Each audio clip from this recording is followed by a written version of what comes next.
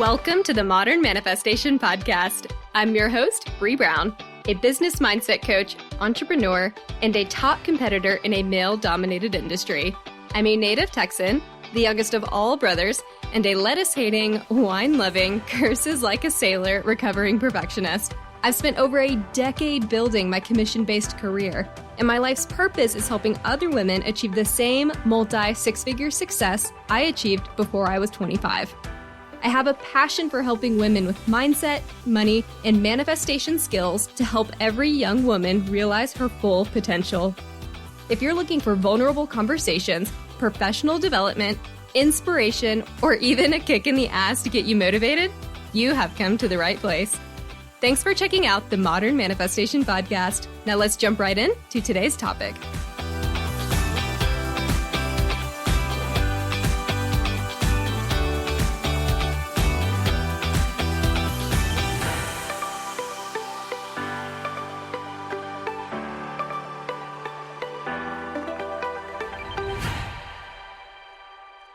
Hello, my fabulous souls. Hope you are having a fantastic week. Today, we are continuing our conversation from last week, talking about the fight or flight response, the parasympathetic, the sympathetic system, and how all of this is interconnected. And before I jump into today's episode, I do have to make a correction from last week that I only caught literally today. And I was listening to another podcast by a psychologist and just really getting another perspective on this fight or flight system. And that is when I realized that the entire last episode, which I didn't, I'm not going to re-record it because that's dumb, but I kept saying the automatic nervous system and not the autonomic nervous system. Slight difference, but it is something that it brought all kinds of flashbacks back for me of psychology, because I remember writing a whole paper about the automatic nervous system and not the autonomic nervous system. It was a habit then. Apparently it's a habit now. Wanted to correct that in the event that you are really into psychology and you're like, I don't think that's right. You are correct. I was not right. So that's a quick little edit to last week's episode. So again, today we are continuing the conversation about stepping out of that sympathetic mode and into the parasympathetic mode.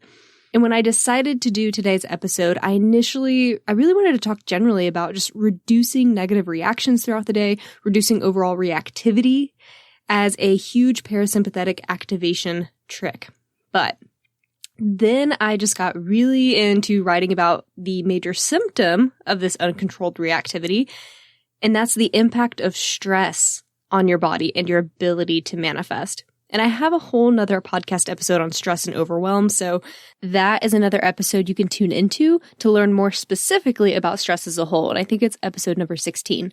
But today we're going to talk about stress as it relates to that parasympathetic system and your reactions. Your physical body is a part of manifestation, tricks to activate your parasympathetic system, and all of the little shit that goes on throughout your day and how you're choosing to react to it. And I'll say that last part again, how you are choosing to react to the shit that happens. We're all about ownership here. You manifest who and what you are, your identity. Well, guess what? The little things you do and experience through your own eyes, through, the way you perceive these experiences throughout the day is a part of that. Either a solution or a problem, it totally just depends on you and what it is that you're doing.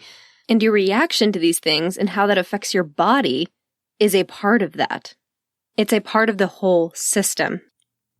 And I once took a course from Eckhart Tolle, and I don't know if it's Tolle or Tolle, whatever. Great guy. Sorry, bro, if you're listening in and I got your name wrong. And he talked about becoming non-reactive and how beneficial this is to stepping into the role of someone who masters manifestation. And I let this idea marinate for a long time, and it really didn't click for me for a while. And recently, it did. Really, when I started diving into this topic. So before jumping into my tips for engaging the parasympathetic system, which I know you're dying to hear about if you're tuning in from last week, and instead of reducing this reactivity component, which again, we're also going to talk about, I'm going to tell you a little bit about my experience with living in the constant sympathetic dominance. And if you've been tuning into this podcast, you've probably heard me mention a few times that I have been on a healing journey for years. I've been trying to heal my body. And for a while, I was trying absolutely everything. Every supplement, therapist, exercise, diet, meditation, you name it, I was trying it. Just trying to reteach my body how to be and stay healthy. But I didn't start seeing anything change until I found out about the parasympathetic system and how that's impacting the body. And all of my symptoms, yet I found out they were all connected, and I just had no idea what my body was telling me. I found out that the constant inflammation in my body wasn't due to dairy, gluten, exercise, or even my sleep schedule per se or individually. I was inflamed and in pain because I was constantly stressed. And yes, those things can also play a part because if you're already inflamed because of stress, sure, you're probably going to be more reactive to dairy, gluten, and not having as much sleep and all of that just because your body's already stressed out. It's already inflamed. So you enter these other things that might be more challenging for your body to process and it reacts negatively. It's kind of a no-brainer, right? It's like if you already have a rash and you go and dump something on it that's really acidic, probably not going to be the best thing for it. Not to say that you can't normally have those things, it just might be amplified in this moment. And here's the thing. When I started going down this process, I had no idea that I was constantly stressed. Like if you'd asked me, I would have been like, oh no, I feel fine. I feel great, normal. I wasn't feeling stressed in the way I did when I had a critical deadline coming up or someone yelling at me or a near car accident or something. But I was still under stress. It was just a different kind of stress, a more subtle accumulation, if you will, of all the things that were going on. Or some people call this like the perceived stresses that are just going on in your day to day, like social media, texts, emails, trash day, traffic, all those little things. And most people also get stressed out by these little things throughout the day. And again, it's not stress in the way you're probably thinking of it. It's just like that perceived and accumulation of stress.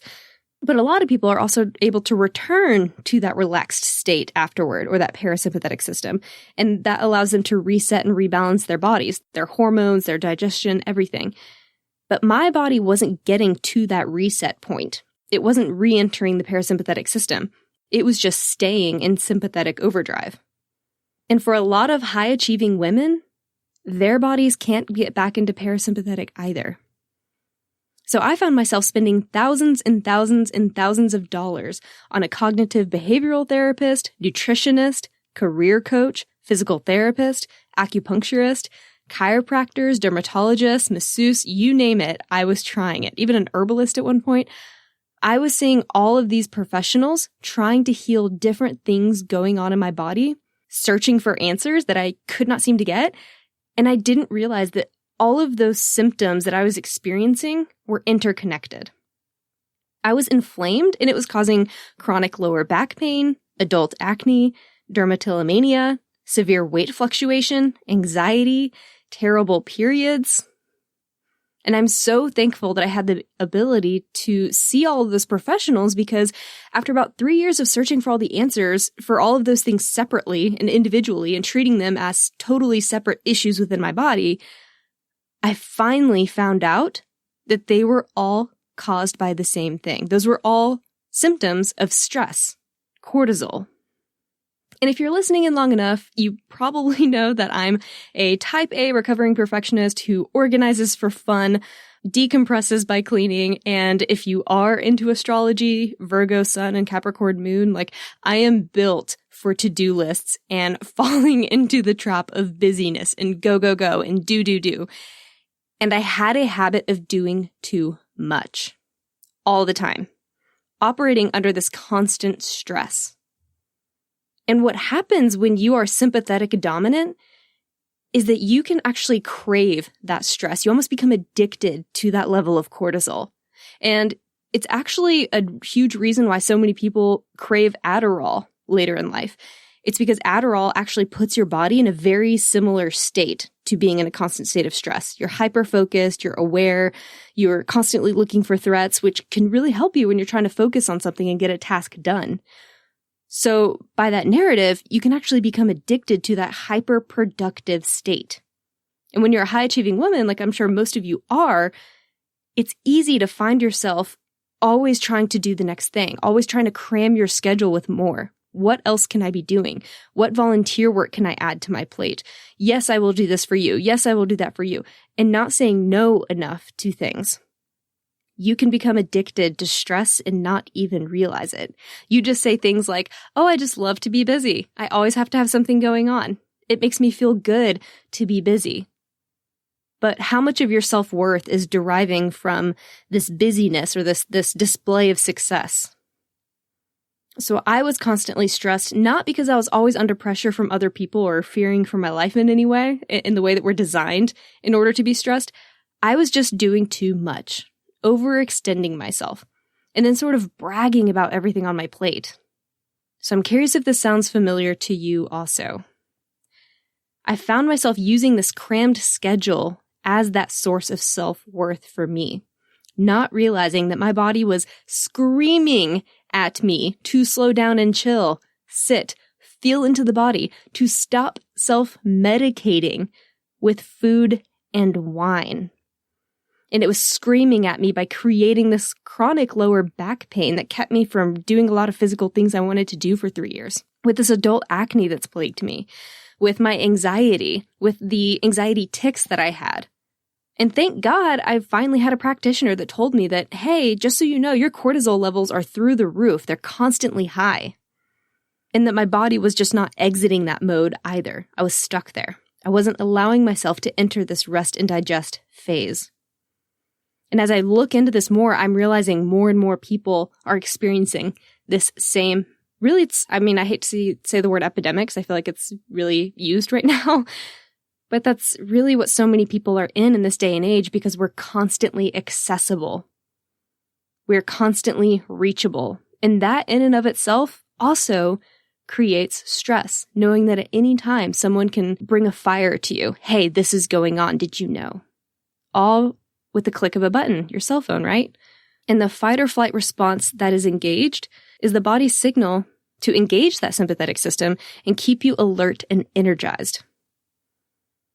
So I could come out of that state and get into a relaxed state temporarily using something like, acupuncture, massage, yoga, Reiki, but I'd find myself right back into that fight or flight mode almost instantly, within minutes of finishing whatever it was that I was trying to do to help myself relax. And I struggled to get back to that state on my own. So thankfully, when that practitioner told me like, hey, this is what's going on, all of the pieces started falling into place as I did my research. And it's funny because I talk about synchronicities all the time, and this was very much the situation for me. The universe was trying to tell me that this was the case in a million different ways for years, and I just wasn't listening. So my therapist might have said something like, hey, you have high-functioning anxiety. You need to feel into your body more and get out of your head to help separate from that anxiety. My nutritionist would say something like, your hormones are going nuts for some reason. Your adrenals are off the charts. My chiropractor had no physical explanation for my back pain other than inflammation. Couldn't find a cause. My dermatologist had no clue why my diet changes, the supplements, the new skincare routine, the exercise, the removal of dairy and gluten, why those things weren't working to tame my acne. And even a masseuse once asked me why I was so stressed sitting on his table because he could feel my muscles so tensed. And it was funny because I felt completely relaxed. I was like, what do you mean? I feel so relaxed right now. I feel great. And he just kind of raised an eyebrow at me like, are you sure? I just had no idea that I was constantly in stress, or that I was constantly stressed, because I was used to the feeling. I was used to feeling stressed. So of course I had no idea when I was there, when it was my constant. And when I finally started getting to the place of releasing that stress and stepping into that parasympathetic system, I was like, is this what people feel like all the time? Is this how at peace other people feel every day? Like, it was a huge game changer for me, because immediately a lot of my symptoms started get improving. And I was just like, holy shit, my entire life I've been in that stress state. I never knew what it felt like to feel peace and to feel good in my body. So I'm so thankful that fight or flight component clicked for me. The stress, cortisol, hormones, inflammation, acne, pain, anxiety, it was all interconnected, and it all came down to staying in that sympathetic system, my inability to relax. And I'd been operating in this state for decades. So I'm still continuing this effort to intentionally reduce my stress levels because it does not happen overnight, right? I mean, I just told you that I have been in this state for decades. It's going to take a while to retrain my brain to form new neural pathways to understand how to deal with stress in a healthier way. So I'm going to give you some more tips here in a second to help you deal with, or to help you re-engage that parasympathetic system. But I do want to let you know that it is going to take a commitment from you to engaging in these things, because I'm still working to address this response to stress, and I've known about it for a while now. And it's because it developed over decades of desensitization to chaos in my environment. And it's going to take time to reteach my body that it's safe and that it can relax, and it doesn't need to be constantly on alert. So why do I share this with you today? Even though I've learned how powerful the mind is, especially on your body, I'd seem to have lost that sense of connection, or I just wasn't making that connection, that mind-body connection. So I wanted to bring this to you today in case that is a part of your healing journey that you haven't quite stumbled upon yet. I want to save you years of going through what I was doing and just try to give it to you straight, because if you can save yourself thousands and thousands of dollars and years of seeing all of these professionals in order to try to figure out your symptoms, hopefully this is for you, and this can help you heal your body so that that's one less thing you have to stress about when you're trying to manifest that best life. Your body is a part of the manifestation equation, and stress, when internalized from those exterior circumstances, will impact your body as much as your mind. And if I was experiencing that much physical pain and just discomfort from all those symptoms combined, what was that doing to my vibe, my identity? I don't want to manifest more stress for myself, and yet I was operating as a constantly stressed person, wondering why more things were popping up for me to be stressed by. It's like I want to go back in time and put a giant duh stamp on my forehead. And lately, I have run into so many women with similar stories who shared similar journeys to mine. And it's like, why weren't we taught this in school? Why weren't we taught more directly about, hey, if you're noticing this later in life with your body, you should probably stop and look at this nervous system component. And I feel like women have a tendency to push through the pain to get shit done.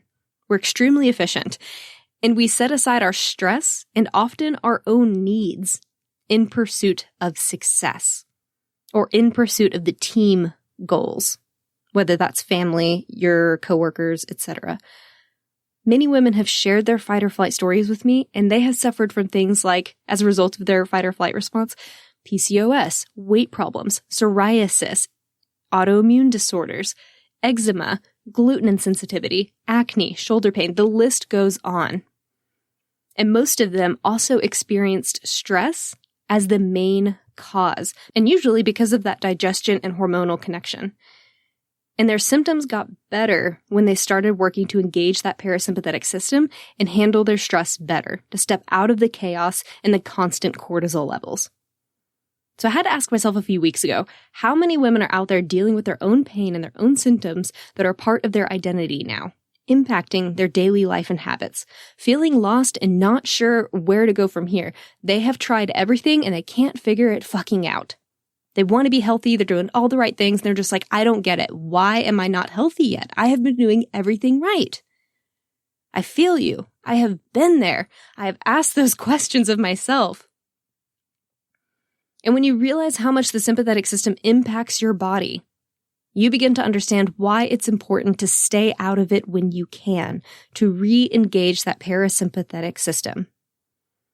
And I touched on this in the last episode, but I'll mention it again. The symptoms of operating in sympathetic dominance are suppressed lubrication, so dry skin, dry mouth, dry scalp, receding gum lines, decaying teeth, libido issues, all of that's related to that lubrication component, high blood sugar, so increased insulin sensitivity, digestion issues, weight fluctuations. If you've ever noticed that you've lost weight after a relaxing vacation, it's usually because your stress levels came down. When you're on that sympathetic system, you're also more jumpy.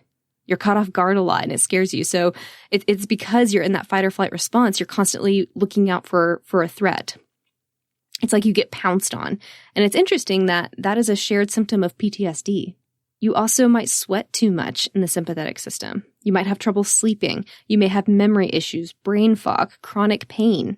hormonal issues, respiratory issues, because all of that is interconnected with not being in the parasympathetic system.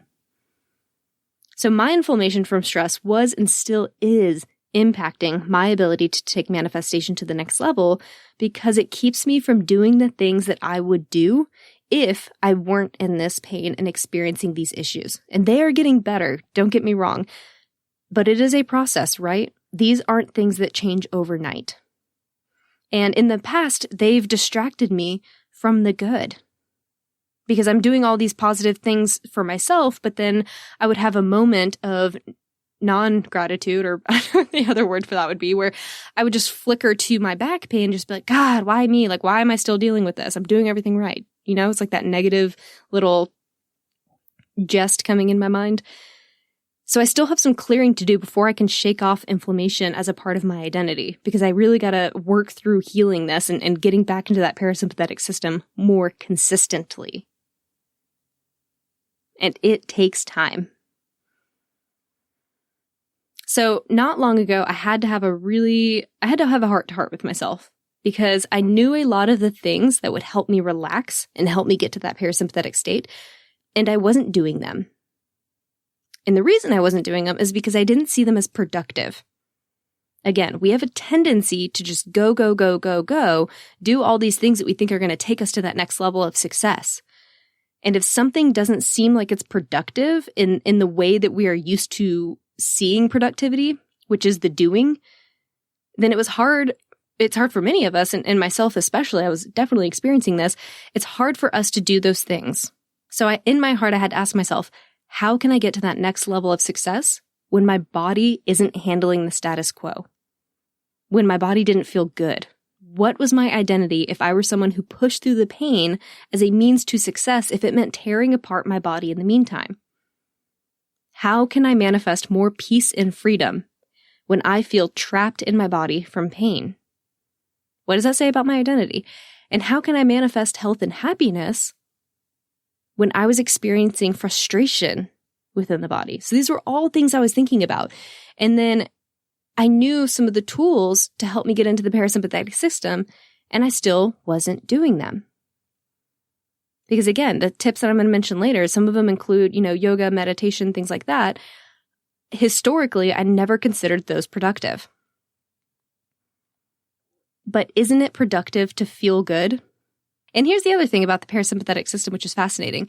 When you actually step into that and you lower your stress response, cognitively, you are more productive because you don't have that additional stressor. So you don't have the brain fog, the memory loss, the things that are associated with being in constant stress. So you're actually more productive in the long run when you make space to help yourself get into that parasympathetic system. So it's one of those things that it doesn't seem like the most intuitive answer, but it is. So I'm really thankful to my pain or to my body rather, because it's just let me know that my status quo had to stop. I had to start engaging in some of these healthier habits. And my body was giving me signs that I just hadn't been operating from a healthy place. And I knew that I had to make those lifestyle changes to resolve this, that it was the only way. I knew what to do. I wasn't doing it. I knew I needed to do it because my body, my environment, my mind, they all need to be in balance to manifest the massive success we're headed for. So think about it. Are you separating your physical body and any symptoms you're experiencing from the ability to manifest? Because it's all one working unit.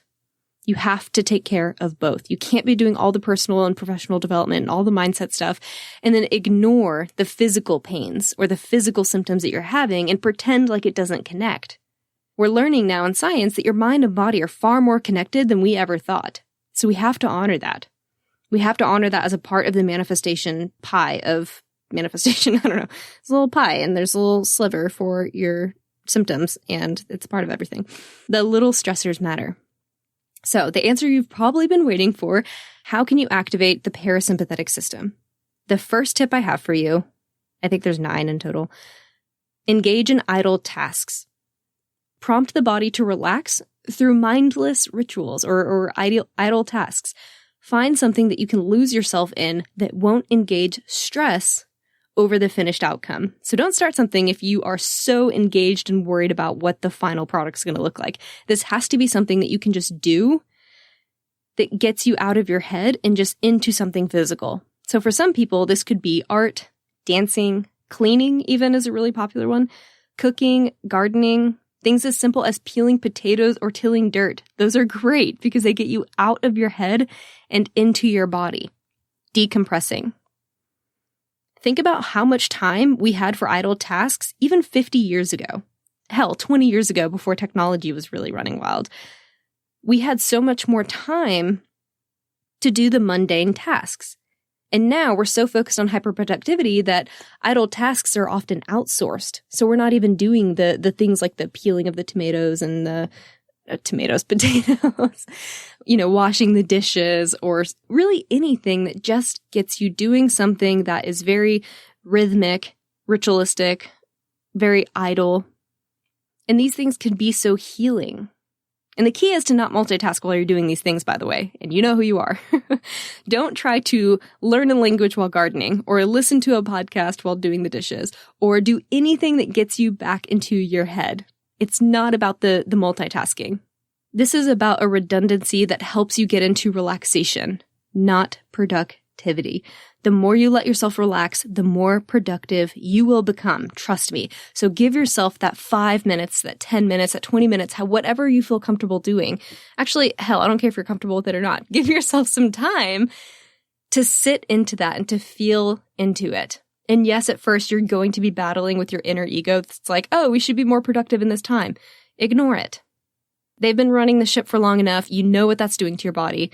Now you have an opportunity to try things differently. It's like that saying goes for like crazy people are the ones that keep repeating the same thing and expecting a different outcome or something. It's the same idea. If you've had these symptoms for so long and you have been that multitasker, see what it's like to not be that multitasker. The second tip I have is mild exercise. Not the HIIT-based workouts that will stimulate cortisol, but the more mild workouts like a long run, walk, yoga, bike ride, etc. Anything that gets your body moving in a slower rhythm. It's burning off some of that cortisol that's already in you, but not so much so that your body's producing more. It's rhythmic, it's slow, it doesn't stress your body out, and it does really great things for your hormones. Third tip, belly breathing. Most people have a tendency to breathe and raise the chest instead of expanding the belly when we breathe. And a lot of people actually learn this over time because of, movies and vanity issues. They think that they look fatter if they're belly breathing. But chest breathing is harmful from a stress perspective because chest breathing is usually more shallow, and it usually can help us activate the sympathetic system, which we don't want. Where slow belly breaths, deep inhales, deep exhales, that's why people do them, especially before public speaking. You'll always hear people in the back, or they might, if they're ever talking about tips they have before public speaking, they'll be like, I take deep breaths in, out. That helps you engage that parasympathetic system. Because slow, rhythmic breathing tells your body it's safe, it's relaxing, it's okay to be. We don't have anywhere to go because there is no perceived threat near. The fourth tip, slow down. Slow down in every aspect of your life. Slow your voice. So how quickly are you talking?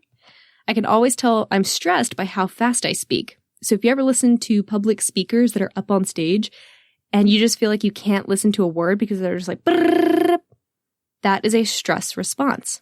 So slow down the way you speak, slow down your breath, slow down your routine. Are you doing too much too quickly throughout your day? Are you cramming in too much? Is your morning routine a giant chaotic mess to get out the door, jumping from task to task? Slow down your walking speed. And I'm looking at my fellow efficiency babes. I used to be it was almost like a competitive speed walker while running errands. Slow down. Slow down while you eat. Try to actually taste every bite. Notice the texture of your food. See if you can give it some adjectives as you're eating it. Eating should be pleasurable, and it's only pleasurable and satisfying when it sits in your mouth, because that's where your taste buds are, not when it gets to your stomach. So slow down eating and enjoy the tastes. This can feel very cringeworthy at first. I'll admit it. It's been very hard for me. But your body will appreciate the rest signal that this slowness brings. It tells you that you don't need to rush because there is no threat chasing you. The 5th tip I have, meditate. And I know, you've heard it before, you're still not doing it, you've heard it 1,000 times, you know conceptually that it's so good for you, and you're still not doing it. But meditation is a body-focused activity, and it's an amazing signal for your body that says we are safe. We are safe to sit, to be, to rest, to slow down, to check in with our physical body. So when you meditate, you are accomplishing that slower breathing, the idle task, the body awareness, the slowness. So of course, it's going to help you engage the parasympathetic system. So you want to talk about productivity? That was like 4 tips right there that help you get into your parasympathetic system. So imagine meditation as a parasympathetic system supplement, because it does so many things to help you get there.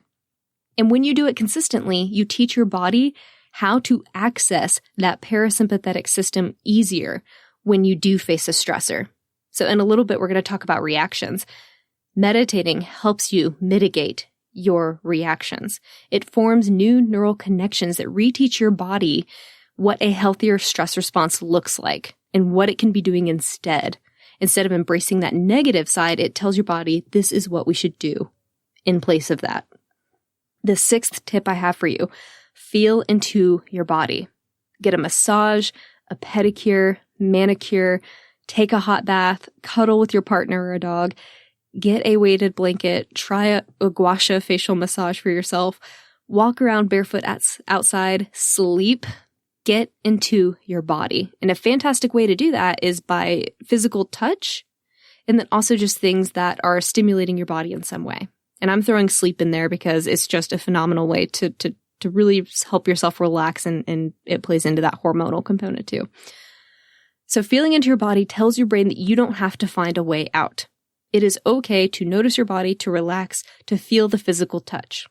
And if you've ever noticed that you drool while you're sleeping or getting a massage, it's because by getting into that parasympathetic state, your body is able to start lubricating again. Remember earlier we said that in the sympathetic state, lubrication's an issue. It goes on pause because it's like we have bigger shit to worry about right now. Lubrication's not it. So if you get in that really relaxed state, you'll notice that you are drooling more, which is kind of funny. If you ever wake up or like have a massage and you're like, what is happening? It's making up for lost time. The 7th tip, stimulate the vagus nerve. The vagus nerve is responsible for heart rate, digestion, respiratory system, etc. It is very in tune with the parasympathetic systems because there's a lot of overlap. So it makes sense that stimulating this vagus nerve helps you relax. So you can do this in a couple different ways. You can do it with humming. You can use the yogi sounds that are really popular, like or vu. You can sing. You can gargle. You can massage your neck. All of those are great ways to stimulate. And if you are really into spirituality, anything that relates to your throat chakra, great tools to use. Again, that's going to get everything going. And actually, there's a whole spiritual person, and I have no experience with this, so I have no idea if that actually works, but they believe that engaging the vagus nerve also helps with fertility issues. So if that is also something you're experiencing, check it out. You never know. It's one of those things where it can't hurt. The 8th tip I have for you is reduce screen time. So TV, especially thriller or action movies, that stimulates your sympathetic system. Even though you're not the one running from dinosaurs on the screen, your body doesn't realize that. They use the music and things like that to get your senses going and get you into that stress response. The same thing happens with your phone, iPad, laptop, Kindle, etc. The blue light that emanates from electronics tells your body to hold off on melatonin production. And this can impact your ability to sleep at night as well and having a consistent sleep schedule, which absolutely goes back to how stressed you are, how you are reacting to things, and what your hormone levels are doing. And the biggest tip and the last tip that I have is react less. I'm going to spend some time talking about this a little bit more because this is the hardest step to do and the most important. Find ways to reduce your stress response by reducing your initial reaction to external and perceived stressors. We all perceive stressors differently. What might stress you out may not stress me out. So things that stress me out are text messages that I don't immediately know the answer to, a full email inbox, a roach, a dirty house. And these may not be stressors for you. You know, you might have a snake or a clown or a bill that stress you out. However, your brain can be trained to react less to these stressors because at one time you learned to be afraid of those things, and you can unlearn this too. So using that text message example, if I don't immediately know the answer, like let's say they're asking me if I can do something Thursday and I have a couple things that are in the air for Thursday, I get stressed out about opening that email because I don't yet have an answer. And then I stress about it and I think about it all day long. And I know that doesn't stress everyone out, but that stresses me out. And it helps when I put boundaries in place, like letting people know on the front end, hey, I don't always respond quickly to text messages. It just is what it is.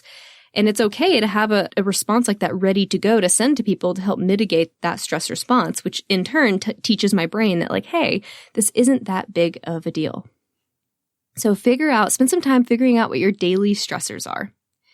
Manifesting greatness requires your whole self, your identity, your lifestyle, your thoughts, and your physical habits. It's how we live our lives. And how you live your life can be viewed through the lens of how you react to the world. So when I made this connection, Eckhart's message from earlier came flooding back to me. I wasn't living from a place of oneness, from non-reactivity. I was constantly on guard, ready to perceive a threat and pounce. And it's not that I had any more stressors than the average career-driven woman. It's that I was internalizing it all. From the bad traffic to the 14-hour workday to getting cut off on the highway to running late to a lunch because of the garbage truck to rushing myself out the door in the mornings to trying to answer all of the 100 emails I get a day, I was in a constant state of stress because I was in a constant state of reactivity. I was reacting to absolutely everything in my environment, trying to control it all. And I was reacting negatively, absorbing and filtering the chaos around me and allowing it to affect me. So how we react to these little things like traffic, rude emails, our spouse's dirty dishes in the sink, our dog jumping up on us, the grocery store line moving too slowly, the friend that's an hour late, the mother that doesn't stop criticizing. How we react and internalize these stressors is what you are manifesting more of.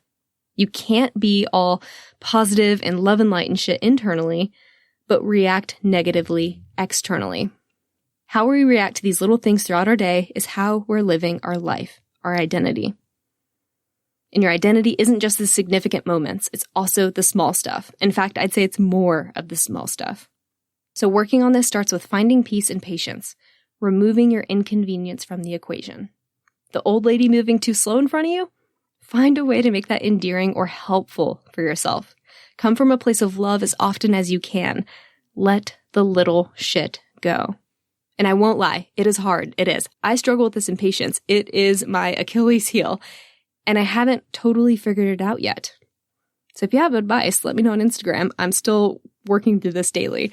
And I used to catch myself getting annoyed all the time because I am so go, that the interruption by slowness or inefficiency throughout the day used to be really jarring for me. Like, I'm hitting every red light. Really? This lady needs to walk at a glacial pace right in front of me with her big ass cart? This guy's going to stop right where I need to be and linger for 5 minutes? These are all the things that used to drive me nuts, that caused me to react, that fed my stress levels and kept me in sympathetic dominance. And now that I'm aware, I try to laugh more, find that patience, embrace that peace. Say thanks to the universe for the reminder. Yes, I need to slow down. Yes, I need to make time to be. Yes, I need to practice patience. Yes, I need to fucking chill out today. So this week, take note of how you're showing up in the world. Where can you be more patient, more peaceful, more loving, less reactive? That's the goal. Becoming less reactive. So which tips can you implement to activate the parasympathetic system for yourself? The little shit makes all the difference. It makes you, you. Thank you so much for tuning in with me today. If you want some extra help stepping into a more peaceful and positive lifestyle, I'd be happy to send you my 7 tips for abundance guide. All you need to do is review the podcast, good or bad, no hard feelings. And once you're done, screenshot a picture of the review, email it to me. That way I can validate it and get it to you quicker. Have a fantastic rest of your week, and I will catch you next Monday. Until then, go out there and manifest some miracles. Thank y'all so much for hanging out with me today. If you enjoyed this podcast, hit subscribe so you can stay up to date with new episodes. As always, we would love it if you would share this episode with friends and family who could use the inspiration. As a new podcast show, we would really appreciate your honest feedback so I know what you like and what you could use more of. As a thank you for leaving us a rating, we will send you our 7 weekly tips to create space for abundance. Make sure you screenshot your review and email it to us at hello@themodernmanifestation.com so we can send them straight to your inbox. If you'd like to stay connected, you can find us on Instagram or Facebook at Modern Manifestation, or you can head to our website at themodernmanifestation.com. Thanks again for joining me, and I will catch y'all in the next episode.